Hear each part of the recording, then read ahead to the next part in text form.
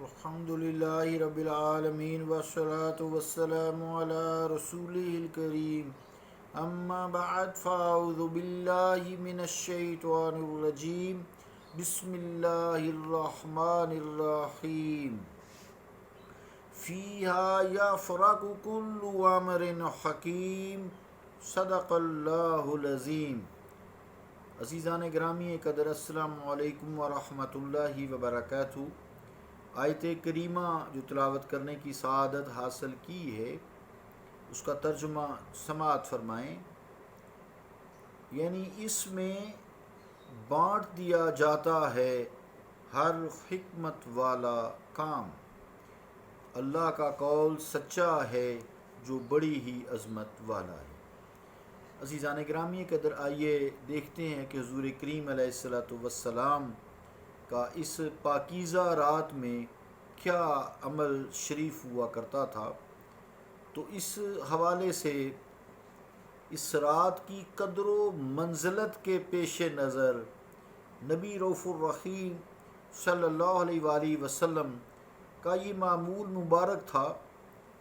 آپ اس ساری رات میں عبادت کرتے ہوئے گزار دیتے۔ 15ویں شب یعنی شعبان المعظم کی 15ویں شب کو آپ صلی اللہ علیہ وآلہ وسلم جنت البقیع میں جاتے، پھر طویل سجدہ سے نماز پڑھتے۔ ام المومنین حضرت عائشہ صدیقہ رضی اللہ تعالی عنہ روایت فرماتی ہیں کہ رسول کریم علیہ الصلوۃ والسلام میرے ہاں تشریف فرما ہوئے، میں نے آپ کے لیے بستر بچھایا مگر آپ نے بستر پر آرام نہ فرمایا۔ آپ صلی اللہ علیہ وآلہ وسلم میرے حجرہ انور سے نکلے، میں نے خیال کیا کہ کسی اور زوجہ مطہرہ کے ہاں تشریف لے گئے ہوں گے، میں بھی پیچھے پیچھے نکلی مگر میں نے آپ کو جنت البقیع شریف میں پایا۔ وہاں آپ مومن مردوں اور مومنہ عورتوں اور شہداء کی بخشش کے لیے استغفار کر رہے تھے۔ میں نے رسول کریم صلی اللہ علیہ وآلہ وسلم سے دل میں عرض کیا، یا رسول اللہ صلی اللہ علیہ وسلم، میرے ماں باپ آپ پر قربان ہوں، آپ تو اللہ کے کام میں لگے ہوئے ہیں اور میں دنیاوی حاجت میں ہوں۔ میں واپس لوٹی اور اپنے حجرے میں آ گئی اور میرا سانس پھولا ہوا تھا۔ پھر رسول کریم صلی اللہ علیہ وآلہ وسلم تشریف لائے اور مجھے ملے اور فرمایا، اے عائشہ، یہ سانس کیوں پھولا ہوا ہے؟ میں نے عرض کیا، میرے ماں باپ آقا جی آپ پر قربان ہو، آپ میرے ہاں تشریف لائے تھے، میں نے آپ کے آرام کے لیے بستر بچھایا مگر آپ نے تو آرام نہ فرمایا اور باہر تشریف لے گئے، تو میں نے خیال کیا کہ شاید آپ کسی اور زوجہ مطہرہ کے ہاں تشریف لے گئے ہیں، تو اس حوالے سے میں پریشان سی ہو گئی مگر میں نے آپ کو ڈھونڈ ڈالا، میں آپ کے پیچھے پیچھے ہو گئی، تو میں نے جب آپ کو ڈھونڈ لیا تو ڈھونڈنے کے بعد میں نے آپ کو دیکھا کہ آپ جنت البقیع میں ہیں۔ میں نے وہاں آپ کو پایا، وہاں جو آپ عمل مبارک فرما رہے تھے، پھر میں نے اس کو ملاحظہ بھی کیا اور پھر میں جلدی واپس آ گئی اپنے حجرہ شریف میں، اس لیے اس جلدی آنے سے میرا سانس پھولا ہوا ہے۔ رسول کریم صلی اللہ تعالی علیہ وآلہ وسلم نے فرمایا، اے عائشہ، کیا تمہیں اس بات کا خوف ہوا ہے کہ اللہ عز و جل اور اس کا رسول تم پر ظلم کریں گے؟ میرے پاس حضرت جبرائیل امین علیہ السلام حاضر ہوئے تھے اور عرض کیا تھا کہ یہ شعبان المعظم کی 15ویں رات ہے، اس رات اللہ کریم بنی کلب کی بکریوں کے بالوں کی تعداد کے برابر جہنم سے لوگوں کو آزادی عطا فرما دیتا ہے۔ مگر اس رات اللہ تعالیٰ مشرک،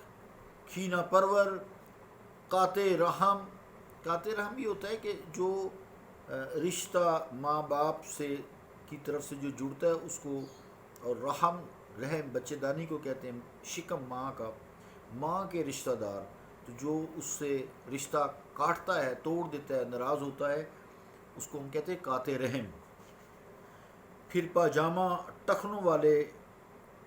سے نیچے، یعنی پاجامہ ٹخنوں سے جو نیچے رکھتا ہے، ماں باپ کو ستانے والے اور ہمیشہ شراب پینے کی طرف راغب رہنے والے، ان کی طرف اللہ تعالیٰ نگاہ کرم نہیں فرماتا۔ مرادی جب تک یہ توبہ نہ کریں، باقی جہنم کی آزادی تو ہو جاتی ہے، جو بنی کلب قبیلہ ہے اس کی بھیڑوں کے یا بکریوں کے برابر جتنے ان کے بال ہوتے ہیں، ان بالوں کے برابر ہو جاتی ہے۔ یہ وہ لوگ ہیں جو دعا بھی نہیں مانگتے، یعنی بخشش کر دیتا ہے اللہ تعالیٰ اپنی شان سے۔ تو یہ جو لوگ دعا پھر نہیں مانگتے، اگر یہی جتنے جرائم ہیں، قاطع رحم ہے، ماں باپ کا نافرمان ہے، کینہ پرور ہے، یہ جتنے بھی شرابی ہے، یہ اگر گناہ مانگے تو پھر بخش دیتا ہے نا، کیونکہ قرآن مجید نے اس میں وعدہ کیا ہے کہ یا ایھا الذین آمنوا توبوا الی اللہ توبۃ نصوحا، کہ اے ایمان والو پکی سچی توبہ کرو اللہ کی بارگاہ میں، عسیٰ ربکم ان یکفر عنکم سیئاتکم، یقیناً وہ تمہارے گناہوں کو بخش دے گا،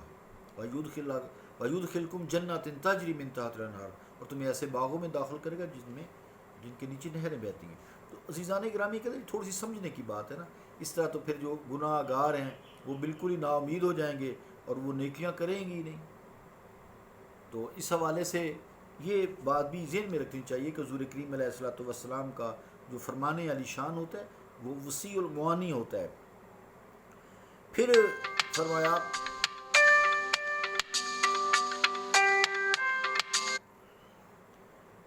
فرمایا